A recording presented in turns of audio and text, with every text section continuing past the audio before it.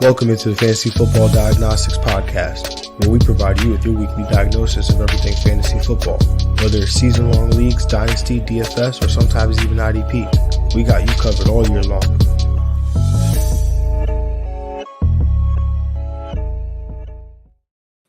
Let's do it. Let's get to it. Welcome into the Fantasy Football Diagnostics Podcast. It is a lovely Tuesday morning, September 10th. I'm your host, Jon Jeune, at the real Jon J _FF on Instagram and X, formerly known as Twitter. And this is the Waiver Show. Again, switching up the format going forward. So every Tuesday, you're going to get a Waiver Show. Every Friday, you'll get the matchup show. So make sure you tap in Tuesdays, Fridays, 7 a.m. in the morning. That's the time frame that I'm aiming to get out here. This show is live on Instagram, live on YouTube. Still trying to figure out the X situation, but live on Twitch. Also, available on podcast platforms, wherever you get your podcast. So if you can't catch the show live, definitely, make sure you subscribe to the podcast and get it there on those podcast platforms. So today, what we're doing is talking through the waiver wire guys that you may want to add to your fantasy teams to help get you to get your team that much little bit over the top, right? Maybe you had an injury in week one. Maybe you just need help at a certain position. Maybe you just want to add some depth, get some guys on here that could help you potentially later on in the season make your team that much stronger. Not going to spend a whole lot of time here. Just going to, again, talk through some guys and we'll kind of just take each guy as we go, right? But starting with the quarterback position, Tampa Bay quarterback Baker Mayfield. Now, if you listen to the matchup show on Friday, I talked about Baker.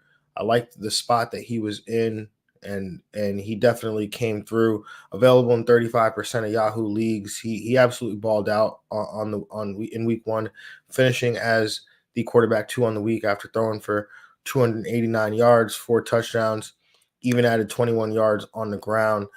He has a matchup coming up against the Detroit Lions on the road in a dome, which, again, has all the makings of a high-scoring game.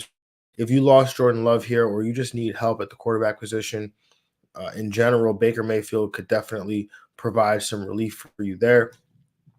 Moving on to our second quarterback on this list, Justin Fields, available in 87 or 86% of Yahoo leagues, I should say. This is all about, actually, no, I think he's available in 87. That might be a typo. I had to update it. But this is all about his rushing ability. We don't know how long Russell Wilson will be out or even if he gets his job back. I personally think Russell Wilson does get his job back, but we don't play a game of certainty. We play a game of probability, and there is a range of outcomes where the Steelers keep winning football games. And Mike Tomlin, he's a little old school. Maybe he decides that, hey, we keep winning these games with Justin Fields under center. I'm not going to change anything. And as long as he keeps playing, he'll be using his legs. So that's what we like in fantasy. With a matchup coming up against Denver, I would not be afraid to roll Fields out there one bit. Again, if you are the Jordan Love manager or you just need that, you punt it on quarterback, you try to you're trying to stream. These are kind of the things that we look for here. So Justin Fields makes a ton of sense as a guy to pick up off waivers and kind of just see where it goes. Moving on to the running back position, Jordan Mason, available in 42% of Yahoo leagues. CMC was a surprise inactive last night for the 49ers, and Jordan Mason, he was, rostered in a lot of the leagues that I was in. He was drafted in a lot of leagues that I was in because, CMC obviously had the lingering calf injury coming out of training camp. So it's not really, surprising here that Mason was drafted in a lot of those leagues, but he is available in 42%. And that number probably came down last night after the CMC inactive news, because he definitely was available in some leagues last night. My sister-in-law, I was she needed some help, and she's like, John, who would I pick up? I was like, is Jordan Mason there? And she's like, yeah, he is, and look what ends up happening, right? So uh, take a look in your league. Maybe he's there, maybe he's not, but at least you went and took a look. He's again available in 42% of Yahoo leagues. That number should drop close to 0% um, after waivers run through tomorrow. So definitely want to pick Jordan Mason up. Again, he had the workhorse role last night. Looked like from what I could see watching the game live, looked like he played a majority of the running back snaps, if not all of them. He was the only, real running back to register a touch last night for the 49ers. Obviously, Deebo Samuel played some running back as expected with CMC out, but Mason handled 29 touches for a total of 152 total yards and scoring a touchdown there. Also had a second touchdown that was called back. So Jordan Mason, for as long as CMC is dealing with this calf injury, will definitely be, um, you know, a viable, playable option at the running back position. Moving on to our next running back on this list. Again, these guys are in no particular order here. Kind of just how I wrote them down in my show note. But Jordan Mason definitely would be the top ad at the running back position, just because obviously the offense, the role that he's in, is if CMC's out, we don't know how long this calf injury might linger with CMC either. So if I had to get a top ad here, it would be Jordan Mason, but again, not available in at least half of leagues here. So, um, probably in some leagues, maybe in your league, he might not be there. But again, just do yourself a service and just check. Moving on to the next running back here, Justice Hill, available in 96% of Yahoo leagues, played 43 snaps to Derrick Henry's 37. Only saw one rush attempt, but did see a 20% target share on the day, catching 6 of 8 targets. He's clearly the passing down back for this offense. They won't always be in significant negative game script like they were on Thursday, but he could be a useful flex option in some weeks for those who need help at the running back position. Again, not going crazy here with Justice Hill.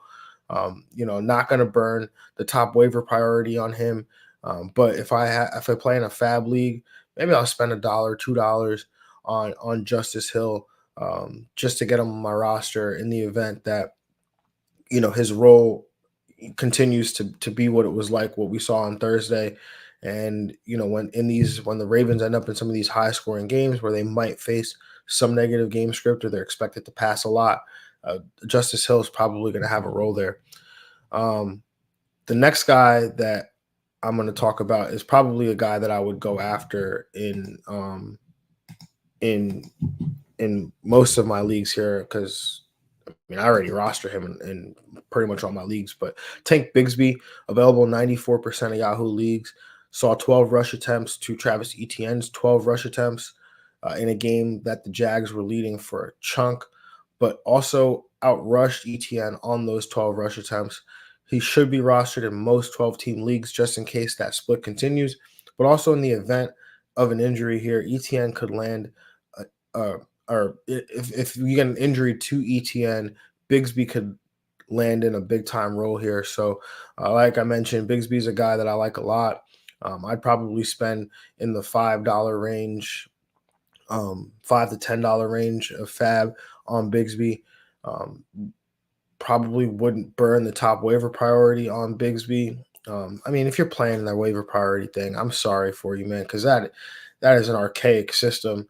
Everybody should have a right to every player, regardless of how you did in week one. But besides the point, Bigsby is a guy. Again, when we talk about making sure you have those insurance policy running backs, a running back that could end up in a big time role, just based on injury or performance to the guy in front of him. Bigsby is one of those guys that I think has to be on our targets here. So definitely a guy that I would look to add. The next running back here and the last running back we'll talk about today is Miami running back Jalen Wright, available in 79% of Yahoo leagues. Now, he was inactive on Sunday, but both Devon Achane and Raheem Mostert are banged up, and the Dolphins play on Thursday night. So it's possible that one, if not both of these guys missed this game on Thursday. And the only other back that was active for the Dolphins on Sunday was Jeff Wilson Jr. Wright was inactive because he doesn't have a role on special teams. And so, somebody has to sit. They can't all play. And, Wright is an explosive running back that was drafted in the fourth round who could do very well in this offense. He might not have a big role on such a short week. But if these injuries to either Achan or Mostert turn out to be long term, and or Wright makes a few big plays, it might be really, really hard to put him back in the box. You know what I mean? So Jalen Wright, he's a guy I like a lot. Again, only available in 79% of Yahoo leagues. So that's, pretty, it's, a lower number that you would expect for somebody who was inactive on Sunday, but he got dropped in some leagues. I know I considered dropping him, as I was doing my thing on Sunday, like, oh, let me see if I can pick, who I can pick up, or, doing some of these things. I was like, oh, I'm going to drop Jalen Wright. And I was like, I've played this game before where I dropped the running back, and then, come Monday, I find out that, the guy in front of him or the guys in front of him suffered an injury that they played through, but they might not be able to make it to the next week. And I'm really happy I listened to my gut there. So Jalen Wright, like I said, got dropped in some leagues. Go check your league. He might be there. But again, 79%, that's a pretty large number. So I would like your chances there. So definitely a guy that I would look to add. Again, this could yield to nothing, right? If Achan and or Mostert play, he'll probably be active, and maybe his role, he doesn't have a real role, but he's a guy that I would definitely want on my roster. And when I get him on my roster, I would do everything in my power to keep him on my roster, because you look at Achan, you look at Mostert, these are two of the more injury-prone running backs in the league. Jalen Wright is going to be utilized at some point this year, this fantasy season, and you're going to want to make sure you have him on your roster. Moving on to the wide receiver position, Greg Dortch, available in 95% of Yahoo leagues. Arizona Cardinals wide receiver Greg Dortch saw a 25% target share on Sunday, second most targets for the Cardinals behind only Trey McBride. He caught 6 of 8 targets for 47 yards, also included a rush attempt as well. Dortch was a productive player last year, and probably part of the reason why the Cardinals felt comfortable moving on from former wide receiver Rondale Moore in the offseason. So he doesn't have significant upside each week, could provide a weekly PPR floor. Not going to go crazy again with Greg Dortch here on waivers. I wouldn't, honestly, with the wide receiver position this week. This guy and the next guy I'm going to talk about, I'm probably not spending any fab. If I can get them on a $0 bid, I would. That's what I would try to do. But wide receiver, it's not a position that, unless there's like a Puka Nacua or a Justin Jefferson, those are the guys I would be going big after. These guys, I'm not really looking to spend a ton of fab on these guys here. So moving on to the next wide receiver on this list, New York Giants wide receiver Wan'Dale Robinson, available in 90% of Yahoo leagues. And we've seen this from Wan'Dale Robinson before. Saw a team leading 12 targets for the Giants on Sunday for 28% target share. Caught 6 of them for 44 yards. This has always kind of been how he's been utilized since entering the NFL. The role doesn't come with a ton of upside, but he could be a plug-and-play option in PPR leagues. So, again, if you need some help or some depth at the wide receiver position, maybe you suffered an injury like Puka Nacua and you just need somebody to hold that spot down and get you something. get you close to 10 PPR points. Wan'Dale Robinson can definitely help with that. Speaking of Puka Nacua, moving on to the next wide receiver on this list, that's Tyler Johnson, available in 99% of Yahoo leagues. Puka Nacua ends up on IR, going to miss at least 4 games. Tyler Johnson saw an increased playing time after the exit of Puka Nacua, caught 5 of 7 targets for 79 receiving yards. Granted, most of that came on a 63-yard catch and run, but he made the most of his opportunities when given to him. He won't take over Puka's production, so let's be clear about that. This will go through Cooper Kupp, but he could bring back some wide receiver 3, wide receiver 4 value while Puka is out. And the Rams are a good offense. That's a team where you're going to want pieces from their offense, especially, again, as Puka's out, as we try to figure out how the Rams adjust to that injury and who gets involved and who doesn't. So Tyler Johnson, probably spend $1 to $3 on him in a fab league.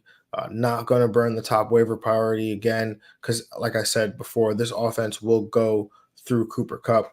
So, again, just be mindful of that. Moving on to the next wide receiver on this list, Alec Pierce, available in 97% of Yahoo leagues. He only saw 3 targets, but he turned those 3 targets into 3 catches and 125 receiving yards and 1 long touchdown reception. Now, he profiles as a boomer bust option, but the fact that he can provide this type of production with a healthy Anthony Richardson is encouraging.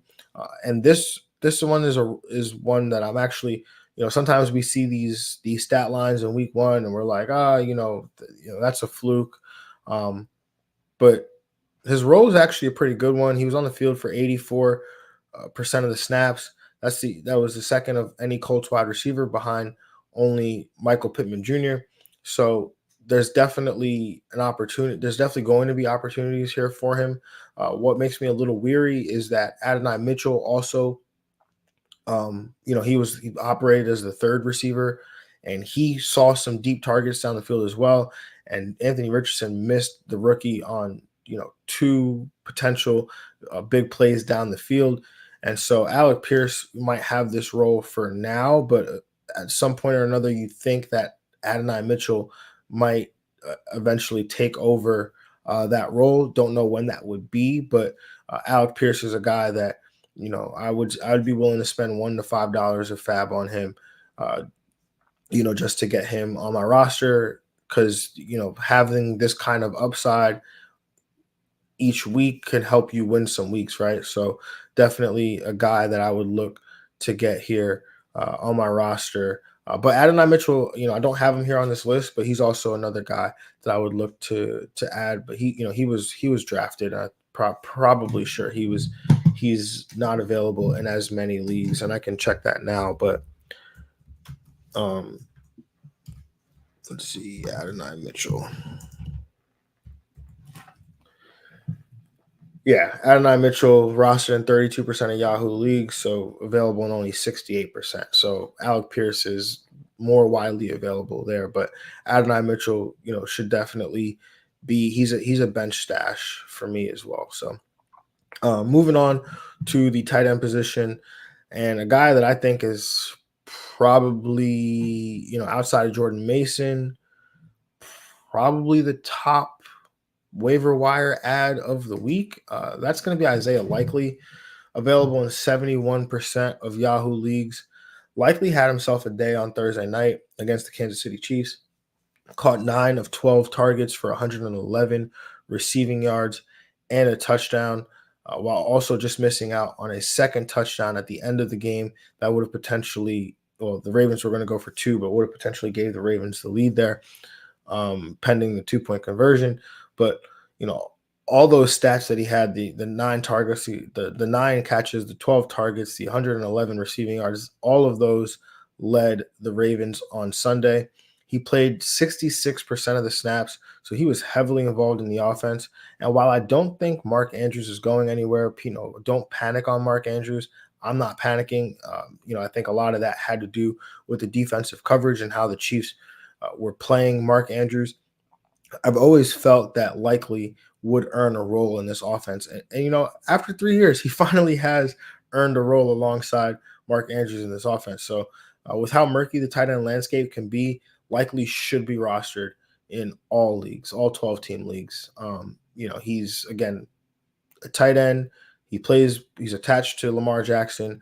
The Ravens offense itself uh, is one where running a lot of two tight end sets makes a ton of sense with the fact that they like to run the ball as much as they do. So Likely is a guy that should be involved week in and week out. And he's a guy that I'd be willing to play at tight end over streaming some of these other guys like Cade Otton or Tyler Conklin or, um, Chiga Quankwo, like some of these other guys that we get caught up with, playing some weeks. So give me Isaiah Likely. This is very reminiscent right now of the Zach Ertz, Dallas Goedert situation that we had several years ago back in Philadelphia.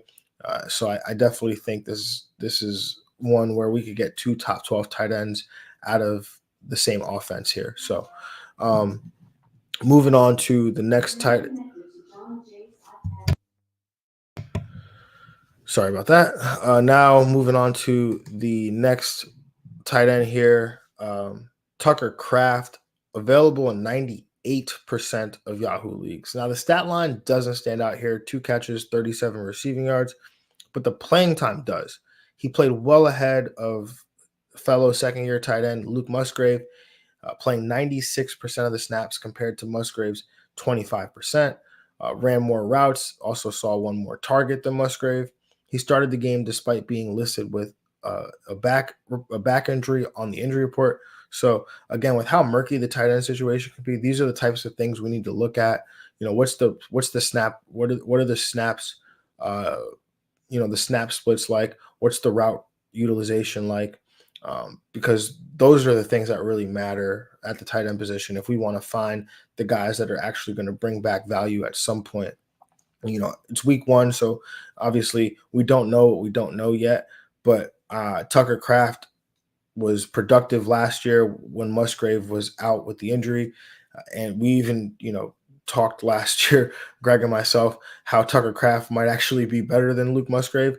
And it turns out Matt LaFleur thinks he is as well. So definitely a guy that I'd be willing to target. And I don't think it's going to cost you much because, again, if people are just looking at the box score, they're not going to look at what Tucker Kraft did and say, yeah, I gotta have that, 2 catches for 37 yards. But again, we look at the snap rate, we look at the route usage, we look at the offense that he's in. And granted, Jordan Love going to be out for at least this week, maybe 2 to 3 weeks. So what that could do to the offense, we'll have to see. But again, the tight end situation often a mess here if you didn't get one of the top guys early on.